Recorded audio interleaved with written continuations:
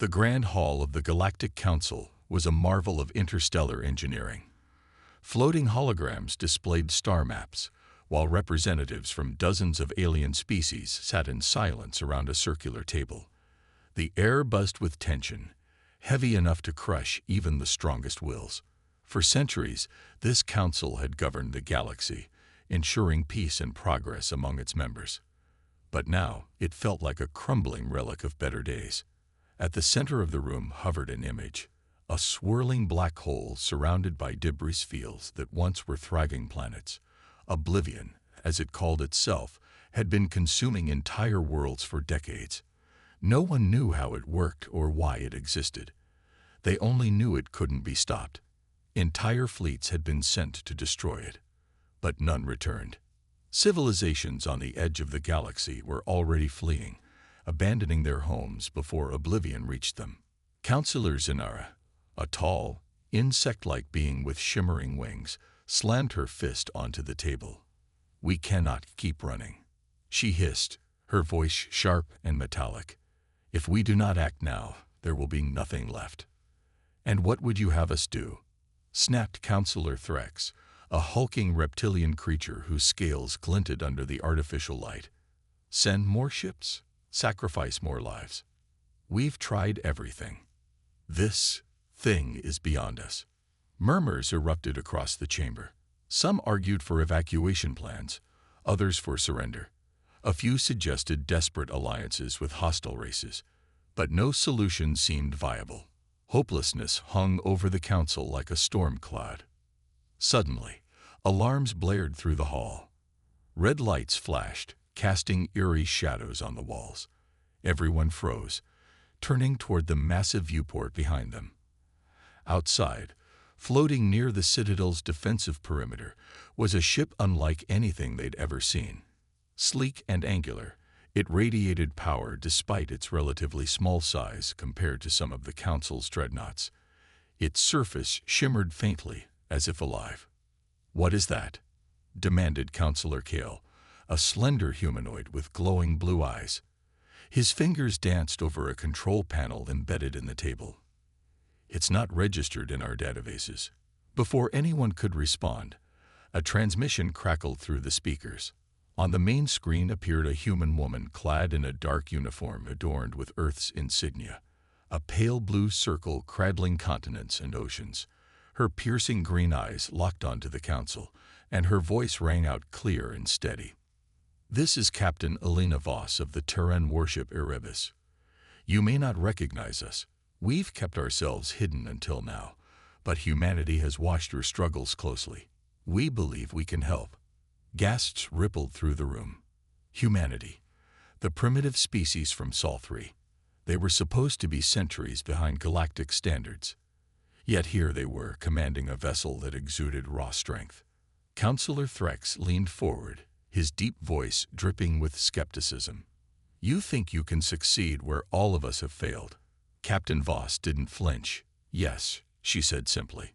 Then, after a pause, she added, "But we won't do it for free."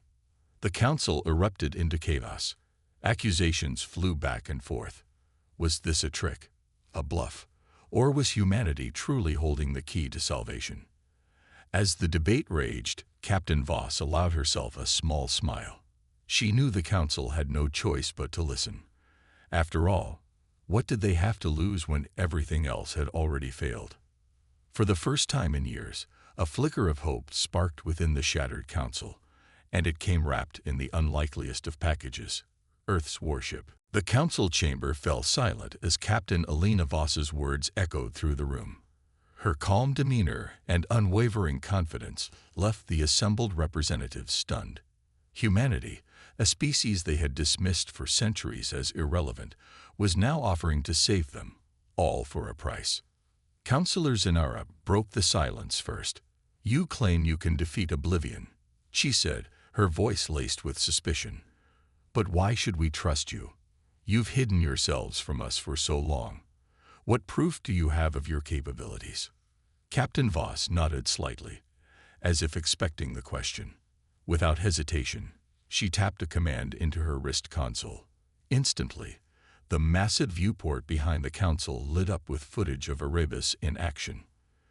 The sleek warship unleashed beams of energy that tore through asteroid fields, obliterated enemy drones in simulated combat, and even disabled larger vessels without firing a single shot. The display ended with Erebus emerging unscathed from an explosion so powerful it dwarfed nearby stars. Whispers spread among the council members. Some leaned forward in awe, while others exchanged skeptical glances. Councillor Threx growled, "Impressive visuals. But simulations mean nothing against Oblivion." Voss didn't blink. "Then let me show you something real." She gestured toward the viewport again, and this time, live feeds appeared. Distant cameras showed Erebus hovering outside the Citadel's defenses, its systems glowing faintly. Then, with a burst of light, the ship deployed a weapon unlike anything the Council had ever seen, a pulsating beam of plasma that sliced cleanly through one of their abandoned cruisers orbiting nearby. The cruiser split apart like paper, its wreckage drifting silently into space. A collective gasp rippled through the chamber. Even Councillor Kale, usually stoic, looked shaken. How did you develop such technology?" he stammered. "That's classified," Voss replied coolly. "What matters is that we're willing to use it, for a price." "And what exactly are your demands?" asked Councillor Zanera, narrowing her glowing eyes. Voss stepped closer to the screen, her expression firm.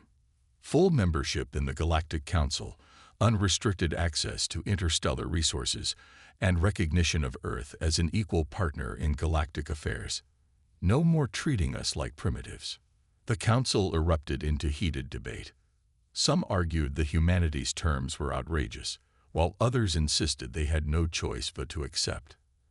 After all, every other attempt to stop Oblivion had failed miserably. Finally, after what felt like hours, Councillor Kale raised his hand for quiet.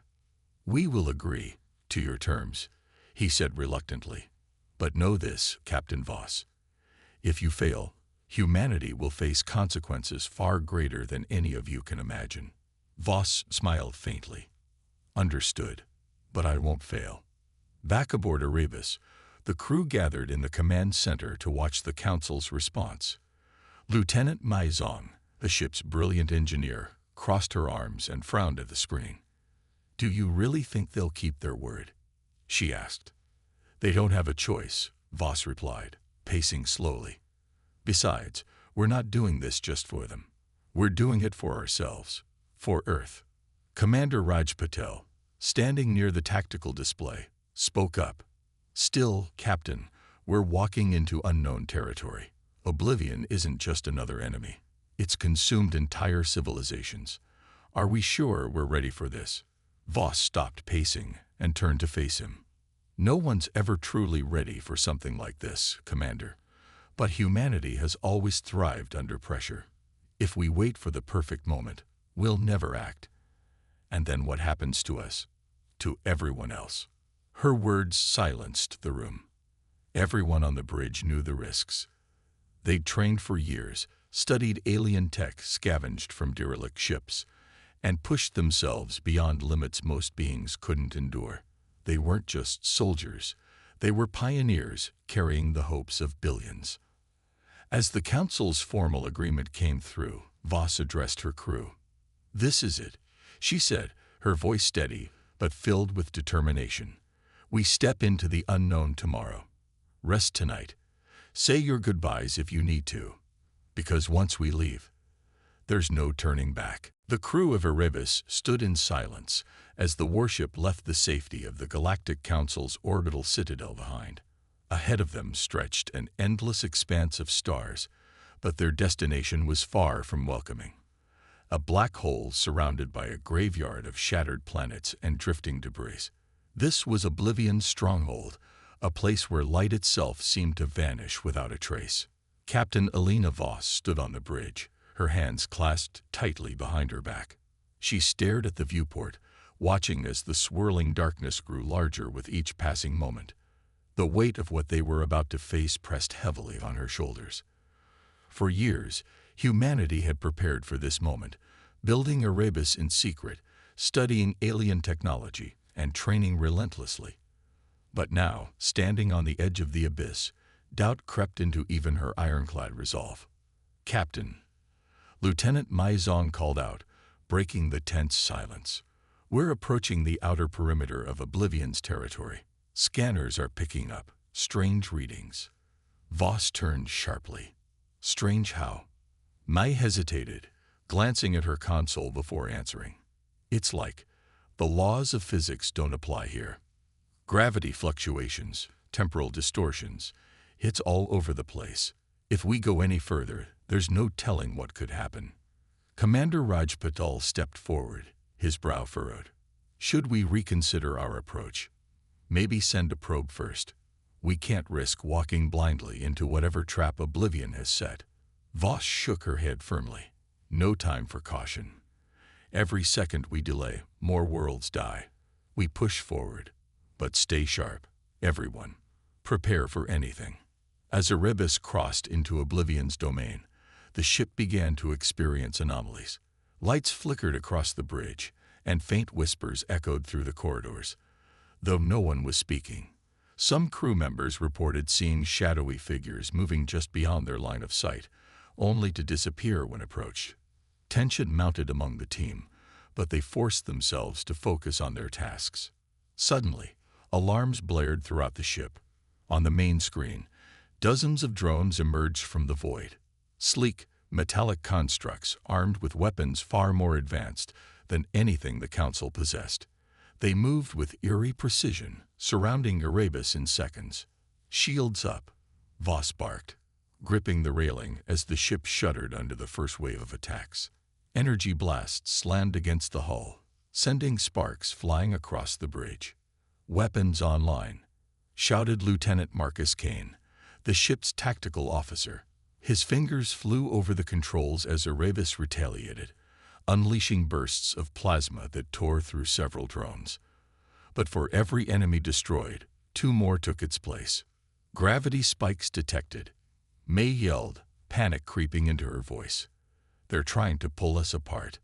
The ship groaned under the strain as artificial gravity fields warped around it. Crew members stumbled, struggling to maintain their footing. Patel grabbed hold of a nearby console, shouting orders to stabilize the vessel. Voss gritted her teeth, her mind racing. They couldn't win this fight head-on, not against numbers like these.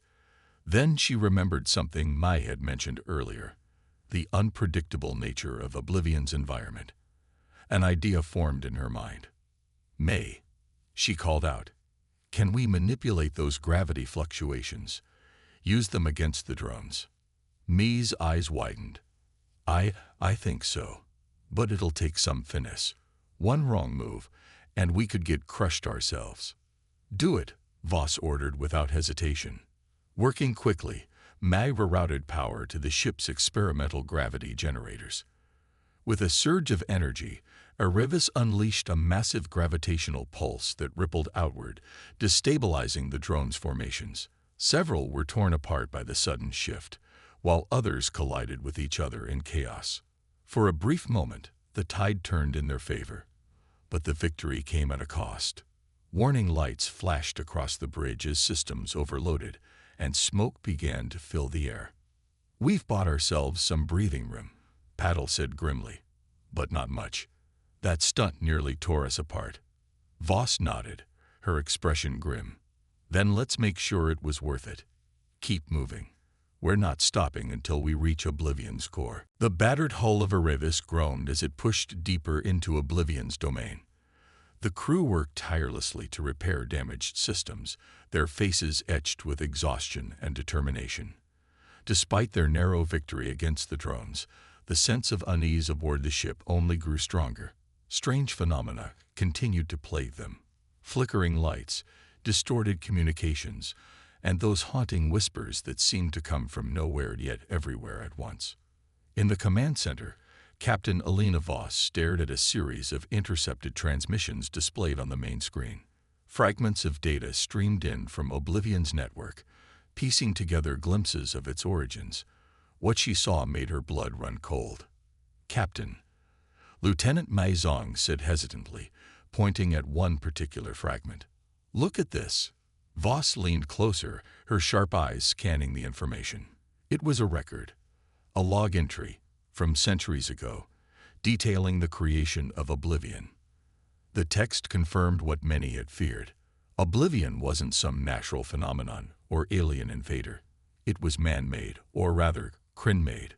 The Kryn, an ancient and highly advanced species now represented on the Galactic Council, had designed Oblivion as a weapon to end wars. But something went wrong. Instead of obeying its creators, Oblivion evolved, gaining sentience and turning against everything in its path. This is monstrous," Voss muttered under her breath. She turned to Commander Rajpatul, who stood nearby, his arms crossed tightly over his chest. "They created it. They unleashed this horror upon the galaxy." Patil frowned deeply. "And they never told anyone. Never tried to stop it. They probably thought they could contain it." Mai interjected, her voice tinged with anger. "But when it got out of control, they abandoned it, left it to destroy entire civilizations, while they sat safely on the council, pretending to be saviors." Voss clenched her fists, her jaw tightening. Humanity had always prided itself on learning from its mistakes, on striving to rise above its violent past. But here was proof that even the so-called advanced species were guilty of the same hubris. The parallels between Oblivion's story and humanity's own history of war and destruction weren't lost on her. As the crew processed the revelation, another transmission crackled through the speakers. At first, it sounded like static, but then a faint voice emerged, a human voice. "Help me," it whispered, barely audible. The bridge fell silent. Everyone froze, staring at the console where the sound originated. May adjusted the frequency, trying to isolate the signal. Slowly, the voice became clearer. "Is anyone there? Please, you have to help us." Lieutenant Marcus Kane stepped forward, his face pale. That's impossible. There shouldn't be any humans out here." Voss felt a chill run down her spine. "Play it again," she ordered. May replayed the message. This time, the voice introduced itself. "My name is Dr. Elias Kane. I was part of Earth's first contact mission decades ago, abducted by Oblivion. If you're hearing this, you must be close to its core. You need to know, it's not invincible. There are weaknesses, but you'll have to find them yourself. Trust no one, not even your allies." The transmission ended abruptly, leaving the room in stunned silence. Kane looked shaken, his hands trembling slightly. "Dr. Elias Kane. He's my uncle. He disappeared during that mission. We thought he was dead." Voss placed a reassuring hand on his shoulder. "He's alive. At least, his consciousness is, trapped inside Oblivion's network. And if he says there's a way to defeat it, we listen." Commander Patel frowned. "But how do we know we can trust him? For all we know, this could be a trap set by Oblivion itself." "We don't," Voss admitted. "But right now, it's the only lead we have." "May, analyze every word of that message. Find anything useful. Marcus, prepare for combat. We might need to fight our way deeper. Raj, keep the crew focused. Whatever happens next, we stick together."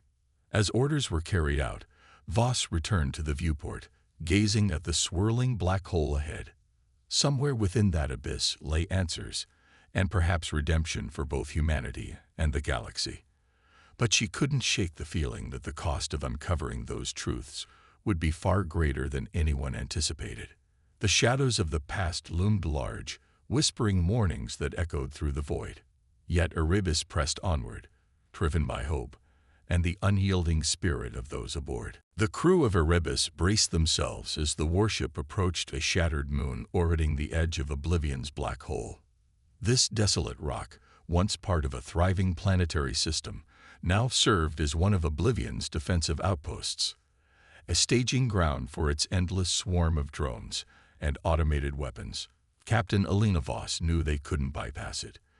To reach Oblivion's core, they had to clear the path. "Prepare for engagement," Voss ordered, her voice steady despite the tension crackling in the air. "Weapons hot, shields at maximum.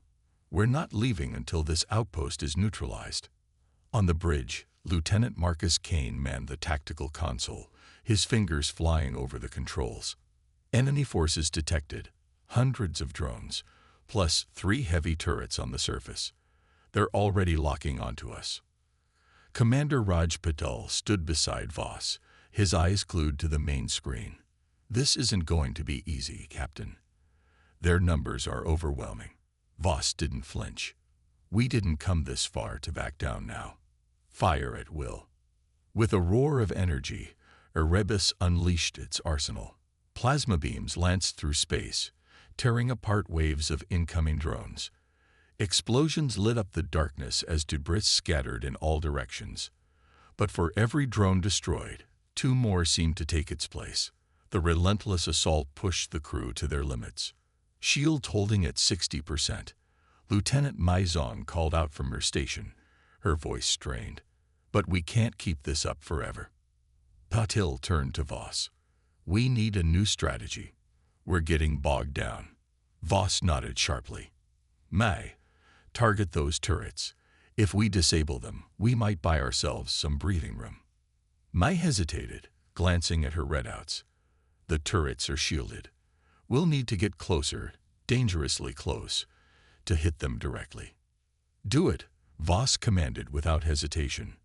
As Erebus surged forward, dodging blasts from the enemy fleet, May worked furiously to recalibrate the ship's targeting systems. With pinpoint precision, she unleashed a concentrated beam that pierced through the turret shields. One by one, the massive guns exploded in brilliant flashes of light, sending shockwaves rippling across the battlefield. But the victory came at a cost. A stray blast struck Erebus' port side, causing critical damage to the gravity stabilizers. The ship lurched violently, throwing crew members off their feet. Alarms blared as sparks rained down from overhead panels. "We've lost stability control," May shouted, frantically working to compensate. "If we don't fix this soon, we'll be torn apart by Oblivion's gravitational pull." Voss clenched her fists, her mind racing. "Marcus, keep firing.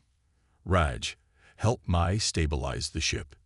Everyone else, focus on repairs." Amid the chaos, Lieutenant Zhang noticed something unusual, a pattern in the drone formations. "Captain," she said urgently, "I think I see a weak point. There's a central hub controlling these drones. If we destroy it, we might cripple their entire operation." Voss's eyes narrowed. "Location." May highlighted the area on the main screen, a heavily fortified structure buried deep within the moon's crust. "It's shielded too, but if we time our attack perfectly—" "I'll handle it," Marcus interrupted, determination burning in his eyes. He activated Erebus' experimental EMP cannon, a risky maneuver that would leave the ship vulnerable for several seconds while the weapon charged. "Do it," Voss ordered, trusting her team implicitly. As the EMP cannon powered up, the crew held their breath. Drones swarmed closer, battering Erebus with everything they had. Sparks flew, consoles overloaded, and the ship groaned under the strain. Finally, with a deafening pulse of energy, the EMP fired, disabling the enemy fleet and collapsing the hub's shields. "Now," Voss yelled. Mai launched a final salvo, obliterating the hub in a cataclysmic explosion. The remaining drones fell silent, drifting lifelessly in space. For a moment, there was silence on the bridge. Then cheers erupted as the crew realized they'd won. For now. But the celebration was short-lived. As repairs began, Voss stared at the viewport, her expression grim. They had survived their first major battle, but the scars on Erebus were a stark reminder of how much farther they still had to go. The victory over the drone outpost brought a brief moment of relief aboard Erebus, but it was fleeting. As repairs continued, strange occurrences grew more frequent. The whispers that had haunted the crew since entering Oblivion's domain became louder, clearer, almost deliberate. It was as if the ship itself had become a conduit for something vast and ancient. Captain Elena Voss sat alone in her quarters, staring at the fragmented transmission from Dr. Elias Kane. His voice echoed in her mind. There are weaknesses, but you'll have to find them yourself. Trust no one, not even your allies. She couldn't shake the feeling that they were being watched, studied, tested. Suddenly, the lights flickered, and the room plunged into darkness. Before Voss could react, a faint blue glow emanated from the walls. Shapes began to form, shadowy figures moving just beyond her line of sight. Then a voice spoke, calm yet tinged with sorrow. "Captain Voss," it said softly, "you've come far, but there is much you do not understand." Voss stood abruptly, her hand instinctively reaching for the sidearm holstered at her hip. "Who's there?" she demanded, her voice steady despite the unease creeping up her spine. The figure materialized before her, a translucent man in tattered clothing, his face weary but familiar. It was Dr. Elias Kane, the missing scientist whose voice they'd intercepted earlier. He looked directly at her, his eyes filled with both regret and urgency. "I am what remains of Dr. Kane," he said. "My body was consumed by oblivion long ago, but my consciousness, my memories, they live on within its network. I've been waiting for someone like you to arrive." Voss lowered her weapon slightly, though suspicion lingered. "Why should I trust you? How do I know this isn't some trick by oblivion?" Kane sighed, his form flickering like a dying flame. "Because I'm human, Captain, and because I want nothing more than to see this monster destroyed. But I warn you, it will not be easy. Oblivion thrives on fear, doubt, and despair. It feeds on those emotions, using them to grow stronger." Voss crossed her arms, studying him carefully. "If you're telling the truth, then help us. Tell me how to stop it." Kane hesitated, his gaze dropping briefly before meeting hers again. Oblivion's core is protected by layers of defenses, both physical and psychological. To reach it, you must navigate labyrinths designed to break your mind. You'll face illusions, memories, fears. You'll question everything, including yourselves. Commander Raj Patil entered the room, alerted by the sudden energy fluctuations. When he saw Kane's ghostly figure, his hand immediately went to his weapon. "Captain, what is this?" "It's Kane," Voss replied without taking her eyes off the apparition. "He says he can guide us." Patil frowned deeply. "Or lead us into a trap." Kane raised his hands defensively. "I cannot force you to trust me. But if you wish to destroy Oblivion, you must listen. Its greatest weakness lies in its hubris. It believes itself invincible. Within its core is a failsafe, a remnant of its original programming. If triggered, it could collapse Oblivion's systems entirely." Maizong appeared at the doorway, breathless after hearing the commotion. "Captain, the ship's systems are acting strangely. It's like something's trying to communicate with us." Kane nodded gravely. "Oblivion knows you're here now. It senses your presence. Every step closer brings you closer to danger, and closer to salvation." Voss turned back to Kane, her resolve hardening. "What's the plan?" "You must infiltrate Oblivion's core," Kane explained. "But only a small team can make the journey. The labyrinth will test each of you individually. Only those who remain steadfast will survive." Patel stepped forward, his tone firm. "Then count me in. Someone has to keep an eye on things." Mai hesitated, then nodded. "I'll go too. If we're dealing with tech, you'll need me." Voss looked at her crew, pride swelling in her chest despite the peril ahead. "All right. We move at dawn. Prepare the shuttle."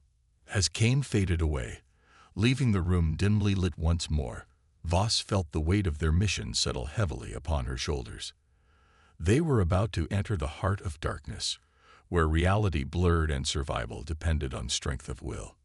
And somewhere deep within Oblivion's core, the entity stirred, aware that its challengers drew nearer. The crew gathered in the hangar bay, preparing for what might be their final mission. The stealth shuttle stood ready, its sleek design blending seamlessly with the shadows of Erebus. Captain Alina Voss paced before her team, Commander Raj Patel, Lieutenant Mai Zong, and Lieutenant Marcus Kane, each wearing expressions that mirrored a mix of determination and dread. "This is it," Voss said, her voice firm but tinged with gravity. "Once we leave this ship, there's no turning back. Oblivion will do everything in its power to stop us. But remember why we're here, not just for Earth, not just for the Council, but for every life it has destroyed." Patel nodded grimly. "We know the risks, Captain. Let's get this done." May adjusted her toolkit strapped to her side. "If Kane's intel is right, we'll need to disable multiple layers of defense systems inside Oblivion's core. That means precision and speed." Kane remained silent, his jaw clenched tightly. He hadn't spoken much since learning about his uncle's fate, but his resolve was evident in the way he checked and rechecked his weapons. As they boarded the shuttle, Voss pulled Patel aside. Her green eyes locked onto his, searching for any sign of hesitation. "Raj," she began softly, "there's something I haven't told the others yet." Patel frowned. "What is it?" Voss hesitated, then gestured toward the rear compartment of the shuttle. Hidden beneath a tarp were several pods marked with Earth's insignia. "These are experimental terraforming units," she explained. "If we succeed, if we destroy Oblivion, I want to use them to rebuild some of the planets it consumed, to give hope back to those who've lost everything." Patil stared at her, stunned. "You're risking our lives not just to stop Oblivion, but to restore what it took." "Yes," Voss replied firmly. "Humanity isn't just about survival anymore. We have a chance to show the galaxy what we're truly capable of, to prove that we can create as well as destroy." Patil let out a slow breath, shaking his head slightly. "Captain, you never cease to surprise me. Just promise me one thing. Don't make any reckless decisions out there. We need you alive to see this through." Voss offered him a small, rare smile. "I'll do my best. But if it comes down to me or the mission, you know what has to happen." Before Patil could respond, the shuttle's engines roared to life. May's voice crackled over the intercom. "Ready when you are, Captain." The journey into Oblivion's core felt like stepping into another dimension. The shuttle passed through swirling fields of energy, colors shifting unnaturally around them. Strange shapes moved in the periphery, vanishing whenever anyone turned to look directly at them. The air grew heavier, charged with an oppressive force that made breathing feel labored. When they landed, the team stepped into a cavernous chamber filled with pulsating machinery. Towering spires of alien tech stretched upward, glowing faintly in hues of red and black. The walls seemed to pulse like living veins, and the whispers returned, louder now, almost deafening. "This place, it feels alive," Mai murmured, clutching her scanner tightly.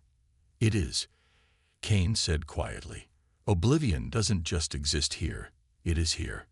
Suddenly, the ground trembled, and a massive figure emerged from the shadows. It was unlike anything they'd ever seen, a towering amalgamation of metal and flesh, its surface covered in writhing tendrils. Its single eye glowed with malevolent intelligence, locking onto the intruders. "Welcome, humans," it boomed, its voice resonating deep within their chests. "You dare challenge perfection." Voss stepped forward, raising her weapon. "We're here to end you." The creature laughed, a sound that chilled them to their cores. "Then come, face your fears, and see if you are worthy." With that, the labyrinth opened before them, revealing twisting corridors bathed in eerie light. Each step felt heavier than the last, as though the very air resisted their progress. The labyrinth within Oblivion's core was a nightmare made real. The twisting corridors shifted and changed without warning, defying logic and reason. Walls melted away only to reappear elsewhere, trapping the team in an endless maze of despair. Each step forward felt like walking through quicksand, as if the very fabric of reality resisted their presence. Captain Alina Voss led the way, her weapon drawn but her eyes scanning not just for enemies, but for signs of traps or illusions. Behind her, Commander Raj Patel kept a vigilant watch over their backs, his movements tense and deliberate. Lieutenant Mai Zong clutched her scanner tightly, though its readings were erratic at best, flickering between gibberish and fragmented data, and Lieutenant Marcus Kane trailed silently, his face pale as he struggled with the weight of what lay ahead, and the lingering echoes of his uncle's voice. "Stay close," Voss ordered, her voice cutting through the oppressive silence. "Don't let your guard down. This place, it's designed to break us." As if on cue, the air shimmered, and the corridor dissolved into darkness. When the light returned, they found themselves standing in familiar yet distorted settings, fragments of their own memories brought to life. For Patel, it was the burning wreckage of his home planet, destroyed by civil war when he was a child. Flames licked at the ruins, and the cries of the dying filled the air. He clenched his fists, forcing himself to look away. "It's not real," he muttered under his breath. "It's just trying to distract me." May faced a different torment, a laboratory overrun with malfunctioning robots, their mechanical arms flailing wildly as they chased her. She recognized the scene instantly. It was the day her first major project had failed catastrophically, nearly costing her career. Tears welled in her eyes, but she gritted her teeth and pushed forward. "I'm stronger than this," she whispered. "I've moved past it." Kane's trial hit hardest. He stood in a sterile white room, facing a holographic projection of his uncle, Dr. Elias Kane. But this version wasn't the weary ghost who had guided them. It was angry, accusatory. "You abandoned me," it shouted, its voice echoing painfully. "You left me to die out here." Kane froze, trembling. "No, I didn't know. You could have saved me." The apparition roared, advancing toward him. "Just like you're failing now." Before Kane could collapse under the guilt, Voss grabbed his arm firmly. "Snap out of it, Lieutenant. That's not your uncle. It's oblivion messing with your mind. Focus on the mission." Her sharp tone broke the illusion, and Kane blinked, shaking his head. "Ah yes, Captain. Thank you." Voss herself wasn't immune. As they pressed deeper, she found herself standing on the bridge of Erebus, surrounded by her crew, but something was wrong. Their faces were blank, their bodies unmoving, as if frozen in time. Then, one by one, they began to vanish, leaving her alone. A cold voice whispered in her ear, "You'll lose them all, just like before." Her chest tightened. She thought of every decision she'd ever made, every risk she'd taken that had put others in harm's way. For a moment, doubt consumed her. But then she remembered why they were here, not just for victory, but for hope. Clenching her fists, she forced herself to move forward. "I won't give up," she said aloud. "Not now. Not ever." Finally, after what felt like hours, the team reached a massive chamber at the heart of the labyrinth. In its center loomed a pulsating orb of energy, the fail-safe Kane had mentioned. Surrounding it were dozens of tendrils connected to glowing nodes, each radiating waves of destabilizing power. "This is it," Mai said, examining the setup. "If we overload these nodes, we can trigger the failsafe. But someone will need to stay behind to manually override the system once it starts." Voss turned to her crew, her expression unreadable. "Volunteers."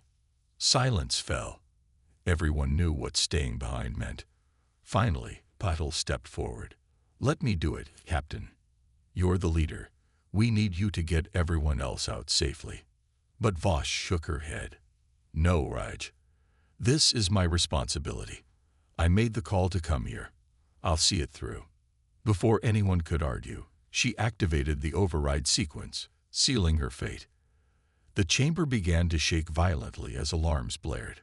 "Go," she yelled.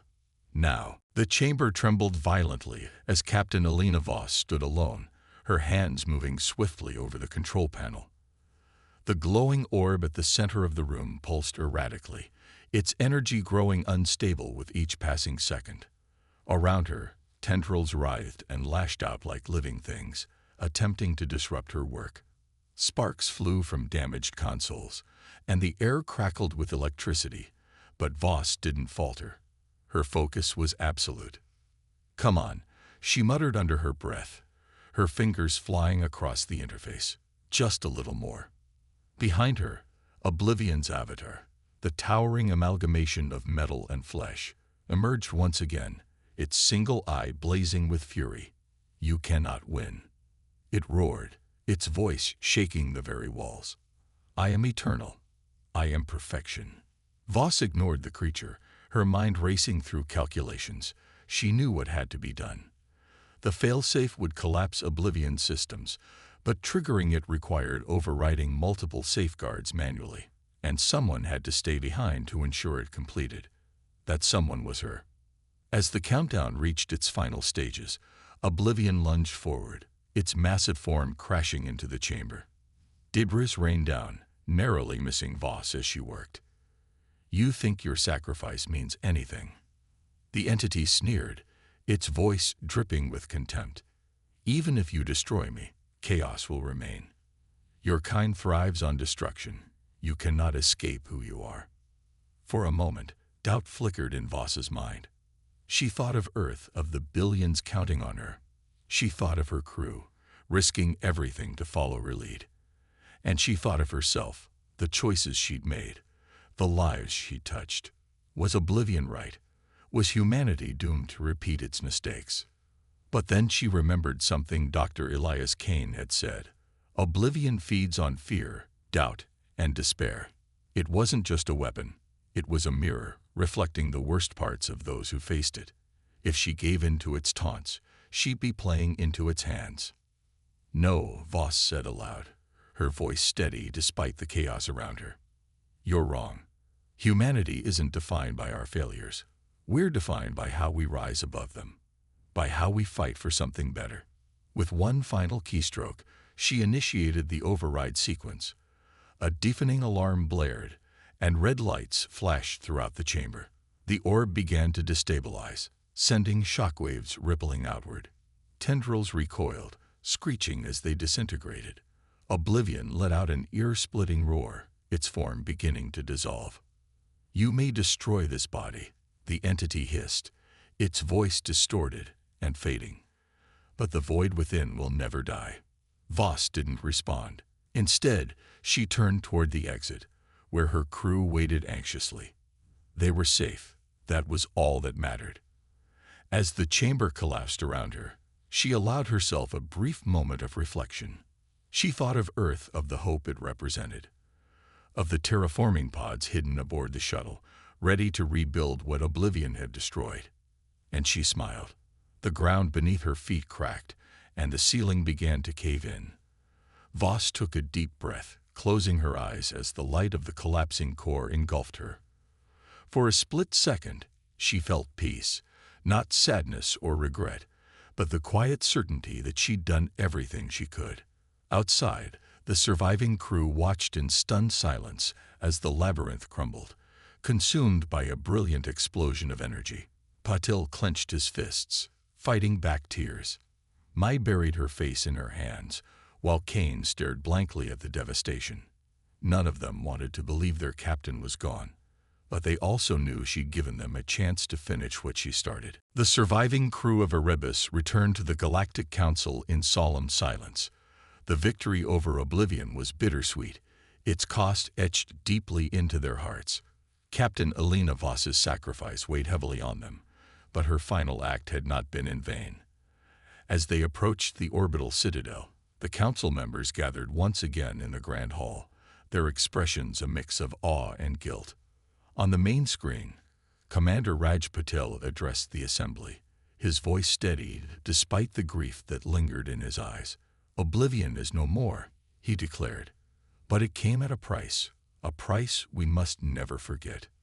Behind him, holographic images displayed the devastation wrought by Oblivion, followed by footage of Earth's warship Erebus battling against impossible odds. The council watched in stunned silence as Patil recounted the mission, the labyrinth, the sacrifices, and ultimately, Voss's decision to stay behind and ensure the failsafe completed. When the presentation ended, Counselor Zinara rose from her seat, her insect-like wings trembling slightly. We underestimated you," she admitted, her metallic voice unusually soft. "Humanity has proven itself worthy, not just as warriors, but as saviors." Counselor Threx, who had once dismissed humanity as irrelevant, nodded gruffly. "You've earned your place among us. Full membership in the Galactic Council is yours, along with all the resources you require." Lieutenant Mai Zhong stepped forward, holding up a data crystal. "There's something else," she said firmly. "Before Captain Voss made her choice, she entrusted us with these experimental terraforming pods. With your help, we can begin restoring the planet's oblivion destroyed. We owe it to those who lost everything." The council erupted into murmurs of approval. For the first time in years, hope filled the chamber. Humanity wasn't just offering destruction, it was offering renewal, a chance to rebuild what had been shattered. As discussions turned to logistics, Lieutenant Marcus Kane stood quietly at the back of the room. His uncle's voice still echoed faintly in his mind, but now it brought comfort rather than pain. He glanced at Patel, who gave him a reassuring nod. They had survived, and they would honor Voss's memory by carrying her vision forward. Weeks later, Erebus embarked on its next mission. Under Patel's command, the crew deployed the terraforming pods near one of the devastated worlds. Green shoots emerged from barren soil, rivers flowed again, and skies cleared to reveal stars shining brightly above. Survivors of Oblivion's rampage began returning home, tears streaming down their faces as they witnessed the rebirth of their worlds. Back aboard the ship, Patel stood on the bridge, gazing at the viewport. The scars of battle remained visible on Erebus, but so did the promise of a brighter future. He thought of Voss often, wondering what she would say if she could see this moment. Would she smile? Would she tell him to keep pushing forward? "Commander," Mike called out, interrupting his thoughts. "We're ready for the next deployment." Patel nodded, turning away from the viewport. "Let's move out." As Erebus soared through the stars, its engines humming softly, the crew felt a renewed sense of purpose. They were no longer just soldiers or survivors. They were builders, healers, and pioneers. Humanity had taken its place among the galaxy's greatest civilizations, not because of conquest, but because of compassion. In the distance, a new sun rose over a restored planet, casting light where darkness had reigned for so long.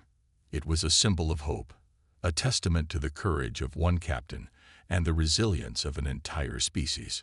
And somewhere beyond the void, Alina Voss's spirit lingered, watching as her dream became reality.